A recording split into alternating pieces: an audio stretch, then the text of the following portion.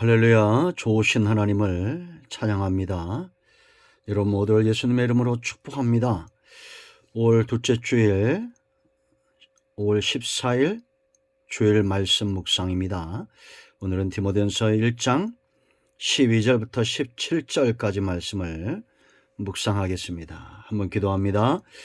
영광을 받으시기에 합당하신 하나님께 영광과 감사를 올려드립니다. 온 마음으로 하나님을 사랑하며 예배합니다. 성전을 찾아 예배하고 영상을 통해서 예배하는 모든 주의 백성들을 하나님 축복하시며 하나님의 선하심과 인자하심 가운데 응답하여 주시기를 원합니다. 주의 보혈을 의지하오니 우리의 모든 죄와 허물을 사하시고 성전을 찾아 예배하며 하나님의 은혜 가운데 붙들림 받기 원하는 모든 주의 백성들을 하나님께서 기억하여 주시기를 원합니다. 노아의 때와 같은 시절을 우리가 맞이하고 있습니다. 깨어 근신하게 하시고 은혜를 입은 노아와 그의 가정처럼 하나님의 은혜에 붙들림 받은 삶을 살게 하옵소서. 말씀을 들을 때 우리의 심령이 변화되고 회복되는 귀한 시간 되기를 원합니다. 하나님께만 영광이 되며 우리 모두에겐 회복의 시간이 되게 하옵소서. 예수님의 이름으로 사모하며 기도합니다. 아멘. 자, 말씀을 보겠습니다. 나를 능하게 하신 그리스도 예수 우리 주께 내가 감사함은 나를 충성되이 여겨 내게 직분을 맡기심이니 내가 전에는 비방자요 박해자요 폭행자였으나 도리어 긍휼을 입은 것은 내가 믿지 아니할 때 알지 못하고 행하였음이라.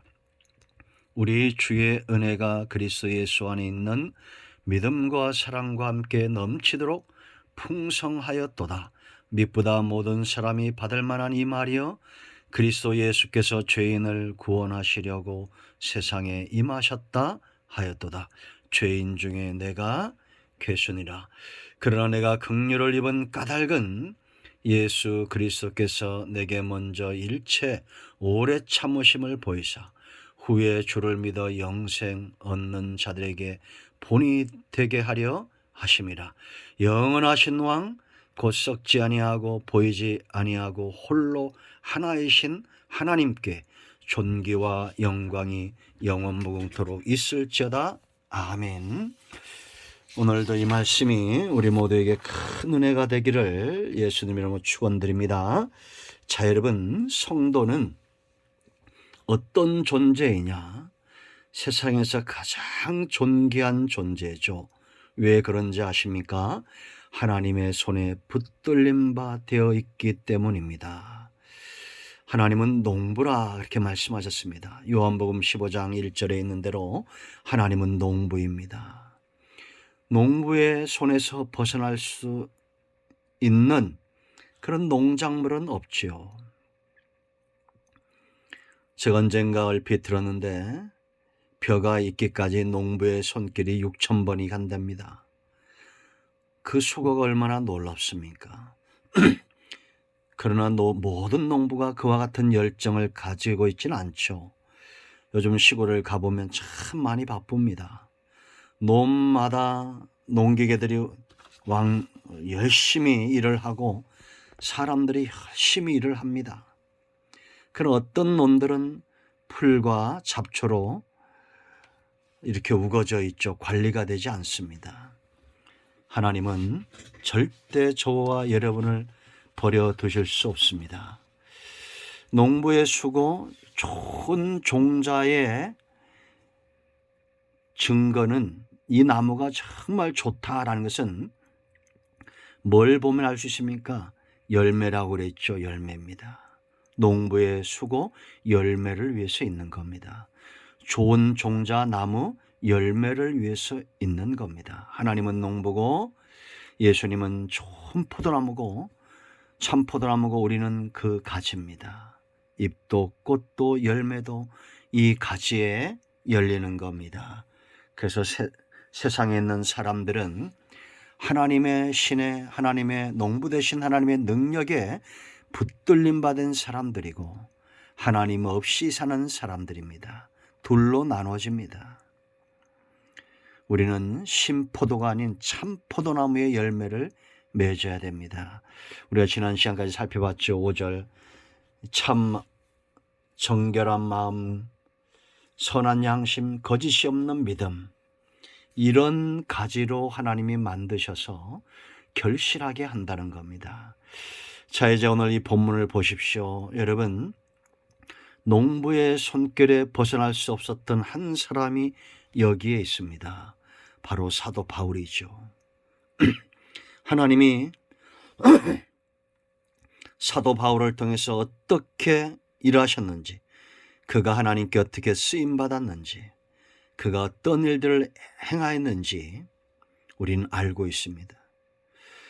그가 기록한 이 많은 성경들, 그가 가는 곳마다 교회가 세워지고 그 교회들마다 보냈던 이런 성경, 사도행전의 그의 발자취, 지금도 수많은 사람들에게 도전이 되고 있습니다. 특히 디모데 전후서와 디도서는 목회서이죠. 사람을 세우는 겁니다.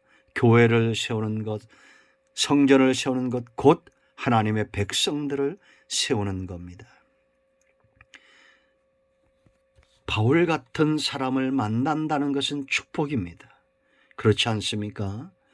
디모데가 바울을 만남에 믿음의 아들이 됩니다. 우리가 로마서 이미 공부했죠.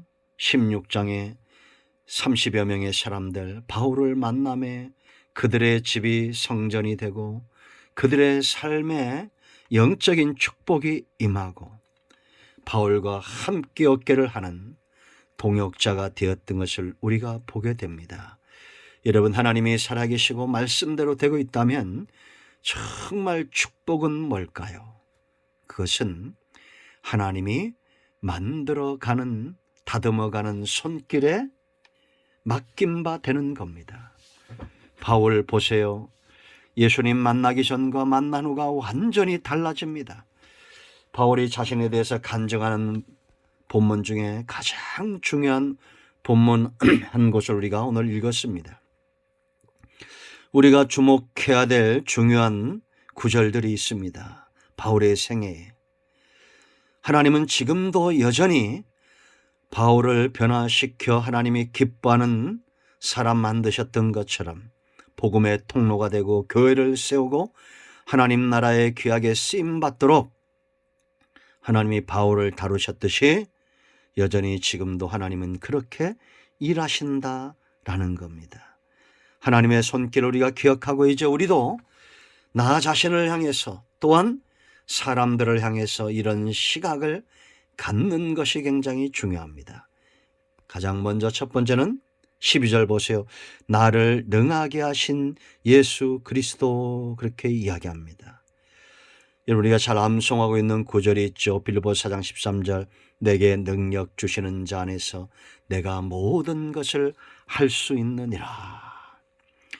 빈부에 처하는 그 모든 빈부에 처해도 빈하고 부에도 바울은 그런 것에 넘어지지 않고 자족함을 배울 줄 알고 어떤 상황에서도 하나님의 능력에 붙들림 받아서 그에게 맡겨진 귀한 사명을 충성되이 잘 감당했다라는 겁니다. 여러분이 나를 능하게 하신 그리스도 예수 때문에 바울은 어떻게 합니까? 감사하는 자가 됩니다. 나를 충성되이 여겨 내게 직분을 맡기셨다고 말합니다. 이것은 그가 충성되이 직분을 감당할 수 있도록 하나님께서 그를 구원하시고 그에게 능력을 주셨다라는 겁니다. 바울의 일생은 하나님의 능력에 붙들림 받은 일생이었다라는 겁니다. 그의 달려갈 길을 다 달리기까지, 의의 면류관을 얻기까지 바울은 하나님의 능력의 손에 붙들림 바 되었다라는 겁니다. 저와 여러분이 우리 스스로 이런 믿음 위에 서야 됩니다. 나는 하나님의 능력의 장중에 붙들림 받은 사람이다. 충성되이 달려가야 될 동력이 있는 사람이다. 분명한 이유가 있는 사람이다. 나를 능하게 하신 그리스도입니다. 나를 능력의 장중에 붙들고 있는 예수 그리스도입니다. 그리고 우리가 성도들을 바라볼 때도 이렇게 바라봐야 됩니다. 저 사람은 하나님의 능력의 손에 붙들림 받은 사람. 의의 면류관, 상급, 생명의 면류관, 우리가 받아야 될 수많은 면류관들을 향해서 달려가는 것은 우리의 열심보다 더 큰 하나님의 예수 그리스도의 열정이 있는 겁니다. 이 대회를 주최하시는 분, 저와 여러분의 일생에 달리도록 이 대회, 천국 대회, 상급이 큰 이 대회 주최 측이 바로 하나님이시죠.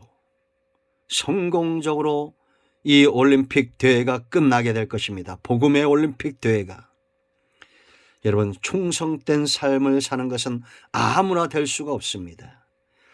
먼저 구원받아야 되고 그 구원받은 심령에 하나님의 능력으로 기름 부음 받아야 되고 그를 연단시키고 불같은 연단 가운데서 끄집어내서 이제는 정금 같은 믿음의 사람으로 그를 만드시는 작업이 선행되었다라는 겁니다. 우리가 출애굽기를 이미 공부했죠. 하나님이 모세를 어떻게 쓰십니까? 3장에서 모세를 부릅니다. 떨기나무 가운데서 그를 불러요. 하나님의 사랑이 불붙는 백성들 가운데, 고통당하는 백성들 가운데 있다는 겁니다. 음성이 그 한가운데서 들려왔습니다. 그리고 그에게 능력의 지팡이를 보여주시고 이것보다도 하나님의 가슴을 그에게 보여주지 않습니까? 그 백성의 고통소리를 듣고 있다는 거, 이제 내가 분명히 보고 그들의 감독자로 말미암아 부르짐을 듣고 근심을 알고 내가 내려가서 그들을 이끌어낼 것이라는, 반드시 인도하고 건져내고 인도하고 약속의 땅에 데려갈 것을 하나님이 그 마음, 하나님의 마음을 모세에게 보여주셨죠. 그런데도 주저합니다. 그럴 때 그가 의지했던 지팡이가 뱀이 되게 하는 그런 기적을 4장에서 보이시고 그의 가슴, 문둥병 걸려있는 가슴을 바꾸시는 이 놀라운 기적을 하나님이 행하시죠. 그래도 믿지 않을 때는 나일 강물을 갖다가 그 땅에 부으라 그래 피가 되게 하시는 이런 기적들을 하나님께서 능력과 하나님의 그 은혜의 장중에 모세를 붙들고 있음에도 모세는 주저하죠. 출애굽기 4장 10절 말씀 보면 모세가 여호와께 아뢰되 주여 나는 본래 말을 잘하지 못하는 자이니이다. 주께서 주의 종에게 명령하신 후에도 역시 그러하니 나는 입이 뻣뻣하고 혀가 둔한 자니다. 난 못한다고 말합니다. 그럴 때 하나님이 하신 말씀이 뭐예요? 12절에 이제 가라. 내가 네 입과 함께 있어서 할 말을 가르치리라. 누가 사람의 입을 지었느냐? 누가 말 못하는 자나 못 듣는 자나 눈 밝은 자나 맹인이 되게 하였느냐? 여호와가 아니냐라고 말합니다. 하나님이 함께 하시겠다는 겁니다. 여러분, 모세를 먼저 능하게 하셔야, 바울을 먼저 능하게 하셔야 충성된 삶을 살 수 있는 겁니다. 직분을 감당할 수 있는 거예요. 그러므로 여러분, 저와 여러분 모두는 하나님의 능력의 손에 붙들림 바 된 존재인 것을 추워도 의심하지 않기를 축원드립니다. 그리고 시각을 바꾸세요. 내 눈에 보이는 사람들, 성도이면 하나님의 능력의 손에서 지금 다듬어져 가고 있는 겁니다. 어떻게 알겠습니까? 우리 가운데, 우리 자손들 가운데 바울 같은, 모세 같은 사람으로 하나님이 이 시대에 귀하게 다듬어 그 능력의 손에 붙들어 쓰실 사람들이 반드시 있을 것을 믿습니다. 여러분, 출애굽기 6장 1절 보세요. 모세에게 말하죠. 내가 바로에게 하는 일을 네가 보리라. 강한 손으로 말미암아 바로가 그들을 보내리라. 강한 손으로 말미암아 바로가 그들을 그 땅에서 쫓아내리라. 이스라엘도 모세도 바로도 하나님의 이 강한 손에서 벗어날 수가 없었다는 것. 우리가 이 강한 손에서 어떻게 벗어나겠습니까? 깨어지고 엎어지고 하는 모든 과정들, 다듬어지는 과정들입니다. 두 번째, 우리가 기억해야 될 것이 있습니다. 바울의 생애뿐만 아니라 저와 여러분의 생애, 또 우리 모든 성도들의 생애 우리가 기억해야 될 말씀. 13절, 14절부터 먼저 봅니다. 우리 주의 은혜가 그리스도 예수 안에 있는 믿음과 사랑과 함께 넘치도록 풍성하였도다. 할렐루야.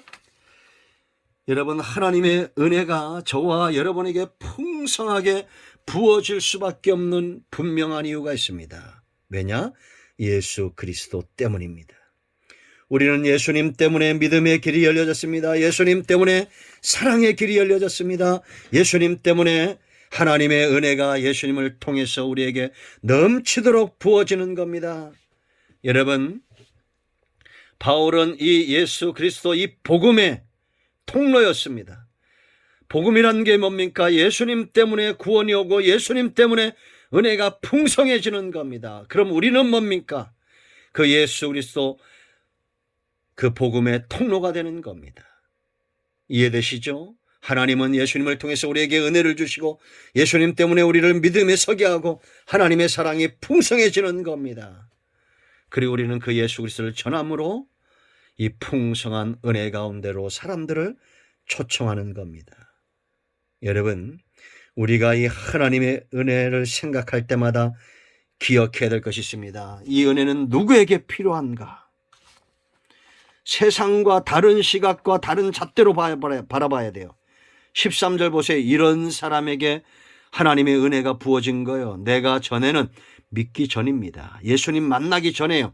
다시 말하면 하나님의 은혜가 필요한 상태입니다. 비방자요, 박해자요, 폭행자였다. 왜 이런 삶을 살았습니까? 믿지 아니할 때, 알지 못할 때. 예수님 만나기 전에 여러분, 예수님 만나기 전에 사람들은 이런 삶에서 벗어날 수가 없어요. 남만 비방하고 박해하고 폭행하는 겁니까? 아니요. 자신도 망가지는 겁니다. 그렇지 않습니까? 하나님의 형벌에서 벗어날 수 없는 거죠. 이런 사람이 예수님을 만나고 하나님의 은혜가 넘치게 그에게 부어짐으로 믿음이 깊어지고 사랑은 더 풍성해진 것입니다. 여러분, 주님을 만나셨습니까? 우리 누군가에게 주님을 만나게 하는 통로가 되고 있습니까? 이 두 가지 물음에 우리는 답을 가지고 있어야 됩니다. 이게 비방자, 어떤 의미가 있을까요? 모독자라는 의미가 있습니다. 모독자. 예수 그리스도의 이름을 모독했다는 겁니다. 여러분, 사도행전 26장 11절 말씀 보면 바울이 자기의 과거의 모습을 간증하죠. 또 모든 회당에서 여러 번 형벌하여 강제로 모독하는 말을 하게 하고 그들에 대하여 심히 격분하여 외국 성에까지 가서 박해하였고 그 일로 대장들의 고난과 위임을 받고 다메섹으로 갔나이다. 예수님 만나기 전에 그는 예수 믿는 자들을 심한 말로 모독하고 저주하고 했던, 입술로 범죄했던 자들입니다. 여러분, 우리가 사탄에게 매이지 않아도 말하는 걸 보면 그 사람의 본색이 드러나죠. 심한 말로 모독합니다. 어떻게 사람이 저런 말을 할까 싶을 정도로 악한 말들이 나옵니다. 비방의 말들이 나오죠. 목사라고 안 하는 게 아닙니다. 예수님 만나야 그 중심이 바뀌고 중심이 바뀌어야 입술이 바뀌는 거예요. 그렇지 않습니까? 그럼 두 번째 뭐라 말합니까? 박해자 그럽니다. 박해자. 이거는 추격하다라는 의미가 있어요. 예수님을 믿는 자들을 끝까지 추격했던, 절대 포기하지 않습니다. 예수님 만나기 전에 악한 영에 사로잡히거나 사람이 본성적으로 악하면 그 악한 일을 위해서 추격하는 거예요. 끝까지 넘어뜨리고자 하는 겁니다. 왜? 그 대상이 누굽니까? 예수 믿는 성령의 사람, 스데반 같은 사람들을 기름 부음 받지 못한 자들이 박해하는 겁니다. 그런가 하면 여러분 보세요. 그 다음에 폭행자 그랬습니다. 악의를 품고 남을 경멸하며 인권을 유린하는 자를 말합니다. 요즘 이런 사람들이 TV에 많이 나오고 있죠. 구체적으로 예를 들이지 않아도 알 겁니다. 이런 복음이 들어가고 진리가 들어오면 우리를 자유케 하는 겁니다. 노예 삼지 않습니다. 죽이지 않습니다. 우리가 기억할 것은 이런 사람에게 뭐가 넘쳐요? 하나님의 은혜가 넘친다는 겁니다. 그리고 그들을 믿음에 세우고 사랑은 깊어지게 만들 거예요. 기대하세요, 여러분. 하나님이 이렇게 만드실 겁니다. 그러므로 여러분, 우리는 모두가 하나님의 은혜가 필요한 존재들입니다. 은혜는 내 공로가 아닙니다. 내가 뭘 잘해서가 아닙니다. 예수 그리스도를 통해서 오는 겁니다. 이 은혜가 임하여야 우리는 믿음이 깊어지고 사랑이 깊어지는 겁니다. 아멘. 세 번째 우리가 기억해야 될 것이 있어요. 하나님이 이렇게 바울을 만드는데 그냥 되어지지 않아요. 오랫동안 참으셨다. 오래 참으심. 한번 따라합니다. 오래 참으심. 우리는 참는 거 잘 못하죠. 그러나 여러분, 하나님은 시간에 제약이 없어요. 모세에게 80년 참아주십니다. 요셉에게 30년 참아주시는 거예요. 저와 여러분을 향해서는 얼마나 참으실까요? 지나온 모든 세월들 가만히 보니까 하나님이 참아주신 시간들입니다. 여러분 16절 보세요. 그러나 내가 긍휼을 입은 까닭은 예수 그리스도께서 내게 먼저 뭐랬습니까? 일체 오래 참으셨다. 일체 오래 참으셨다는 것은 온전한 참으심을 말해요. 온전하게 오래 참으셨다. 온갖 종류의 참으심을 말하는 겁니다. 그러므로 하나님은 이것은 참고 저것은 참지 않고가 아니라 다 참으신 거예요. 우리가 이거 쉽지 않죠. 아무리 여러분 내가 사랑하는 사람이 있어도 마음에 안 드는 것들이 한두 가지가 있잖아요. 자녀도 그렇고. 그런데 참는 거예요. 여러분 특히 자녀들이 마음에 들지 않을 때 참아내세요. 나중에 다 협력하여 손을 이룹니다. 보세요 여러분. 이 바울 같은 사람, 핍박자, 포행자, 해방자였던 이런 사람 하나님이 참아주심으로 어떻게 됩니까? 15절에 믿보다 믿음의 사람이 되는 거죠. 내가 하는 말은 믿을 수 있다. 모든 사람이 받을 만한 이 말이요. 그리스도 예수께서 죄인을 구원하시려고 세상에 임하셨다 하였도다. 죄인 중에 내가 계시니라. 이제는 복음의 통로가 되고 복음의 메인바 되고 하나님 앞에 죄인 중에 계십니다. 통회하고 낮아지고 이런 여러분 죄책감, 죄에 대해서 하나님 앞에서 내가 정말 죄인이란 이런 낮아짐, 주님 만나지 못한 사람은 오만하고 교만합니다. 죄인이면서도 잘난 체합니다. 그 입술이 가증합니다. 그러나 바울 보세요. 그의 입에서 믿보다 믿음의 말이 나오고 내가 죄인 중에 괴수란 말이 나오고 복음의 통로가 됩니다. 그럼 오래 참으시는 걸 이유를 알았어요. 왜 하나님이 오래 참으셨을까요? 주를 믿어 후에 주를 믿어 영생 얻는 자들에게 본이 되게 하려 하심이라. 바울 같은 사람도 변화되어 사도가 되었다. 우리도 주님을 만남으로 변화되어 주님께 쓰임받자. 이런 본 롤 모델이 되게 하셨다는 거예요. 실제로 여러분 바울을 통해서 수많은 사람들이 주님을 만나고 세워졌던 것을 봅니다. 그런가 하면 여러분 17절 보세요. 그 중심이 바뀌었습니다.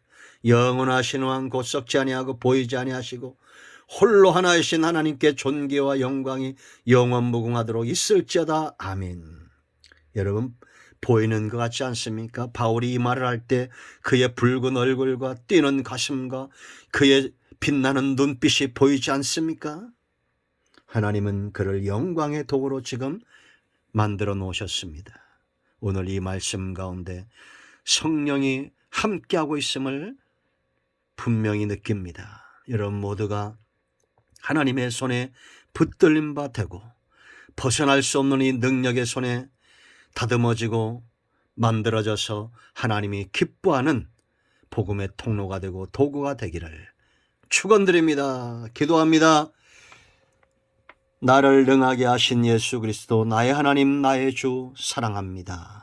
예수님의 이름을 의지하여 기도하니 이 말씀대로 되게 하시고 영상을 통해서 주의를 찾아 성전을 찾아 예배하는 모든 주의 백성들 가운데 하나님의 능력의 손으로 그 강한 손길로 함께하여 주시기를 원합니다.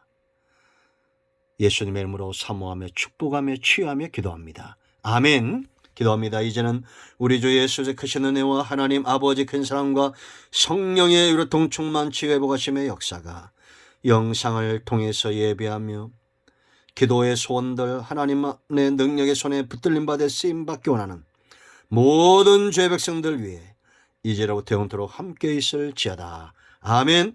할렐루야. 응답이 오늘도 우리 가운데 임하였습니다. 예수님의 이름으로 여러분 모두를 축복합니다. 병든 자는 치유되고 문제는 해결되었습니다. 아멘.